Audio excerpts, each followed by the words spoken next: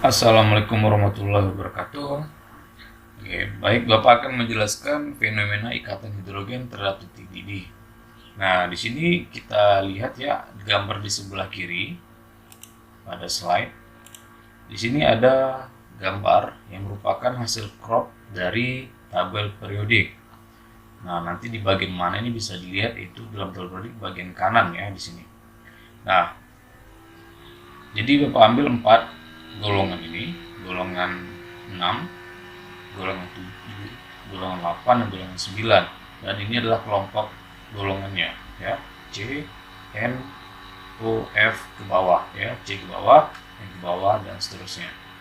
Nah, di sini Bapak akan menjelaskan fenomena ikatan hidrogen terhadap titik didih.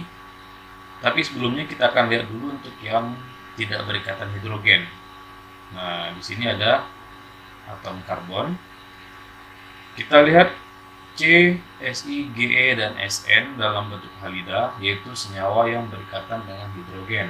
Jadi kalau karbon berikatan dengan hidrogen, senyawanya CH4. Si berikatan hidrogen, SiH4. Jadi kalau segolongan ini dia mirip-mirip kecenderungannya. Jadi untuk C dan kawan-kawannya ke bawah ini, mereka mengikat 4 hidrogen. Dan senyawa yang terbentuk antara suatu unsur dengan hidrogen disebut dengan senyawa halida. Nah, kita lihat titik didihnya. Jadi dari atas ke bawah ini, dari C, Si sampai Sn, ini kan dalam tabel periodik itu disusun berdasarkan kenaikan masanya ya. Jadi masa Ci ke Sn itu makin besar masanya. Sehingga senyawa halidanya juga memiliki titik didih yang makin tinggi. Nah, dari CH4 itu paling rendah ya, SnH4 paling tinggi.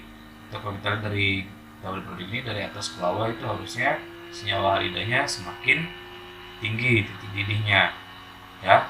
Nah, tapi kalau kita perhatikan pada kurva yang di atas, 3 kurva ini, nah ini adalah kurva untuk golongan nitrogen, oksigen, dan fluor ya. Nih. Nah, kita lihat kurva ini berbeda dengan kurva pada golongan karbon tadi yang dari awal dari atas ke bawah tadi itu semakin naik ya titik didihnya. Nah, tapi pada yang 3 ini ternyata berbeda. Turun dulu baru naik. Nah, dia terjadi anomali. Nah, mengapa bisa demikian? Jadi hal ini bisa terjadi karena pada molekul H2O, HF, dan NH3 itu terdapat ikatan hidrogen. Sedangkan kawan-kawannya yang di bawah ini, H2S, dan seterusnya, HCl, dan seterusnya, pH3, dan seterusnya, itu ikatannya hanya ikatan gaya van der Waals, atau ikatan gaya antar molekul biasa ya. Jadi bukan ikatan hidrogen. Nah, anomali yang terjadi ini adalah akibat adanya ikatan hidrogen. Nah, dari sini bisa kita perhatikan bahwa fenomena yang terjadi akibat adanya ikatan hidrogen adalah titik didih dari molekul H2O itu paling tinggi dibandingkan dengan titik didih halida segolongannya. Nah, H2S, H2C, H2T itu lebih rendah daripada H2O. Dan kecenderungan kurva juga jadi berbeda. Harusnya makin naik, malah ini turun dulu baru naik gitu. Nah, itu adalah fenomena yang terjadi akibat adanya ikatan hidrogen ya. Itu antara molekul yang mengandung ikatan hidrogen dengan atom N, O, atau N. Seperti itu.